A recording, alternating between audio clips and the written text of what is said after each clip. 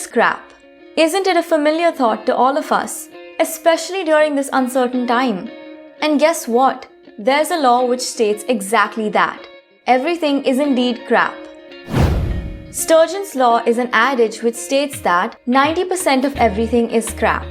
So basically, he meant that the majority of the work that we do turns out to be crap. By that logic, majority of the script is crap.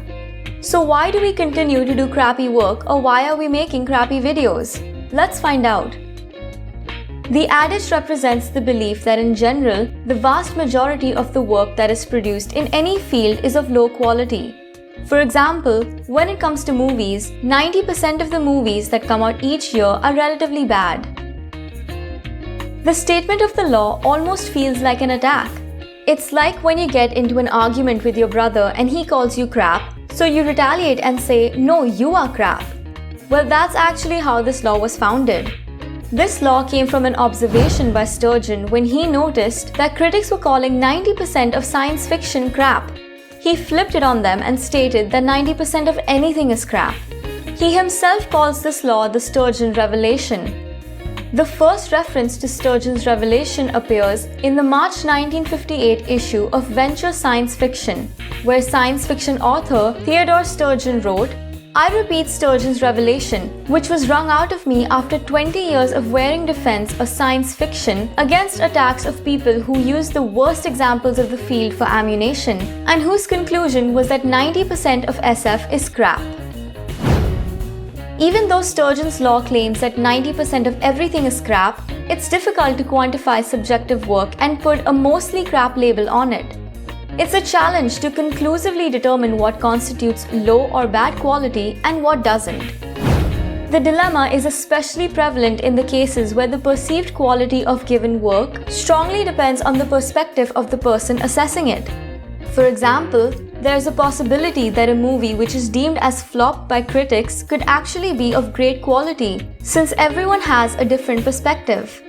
The definition of good and bad is arbitrary. Therefore, it is not possible to categorize things in an absolute binary of good or bad. So does this mean that this law is redundant? Well, no, it has various applications in our everyday lives. A good way to implement Sturgeon's law is to analyze your decision before using any product or consuming any content. Make sure that your resources are dedicated to a worthwhile cause.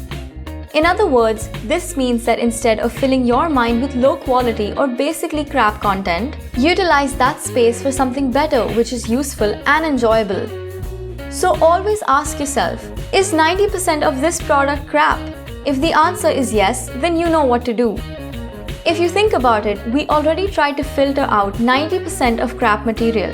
For example, before buying a phone, we read reviews to select the one which best suits our needs. Or when you're buying a chair, don't you sit on each and every chair before you find the one with the perfect lumbar support? Search engines, such as Google or Mozilla, help us to find high quality and relevant information. Since the internet contains so much information without these optimized search engines, we wouldn't be able to sort through this abyss of information. This law also helps us to judge things in a fair manner. Since every field has 90% of the work which is of low quality, you shouldn't judge a field based only on the fact that it has some subpar work.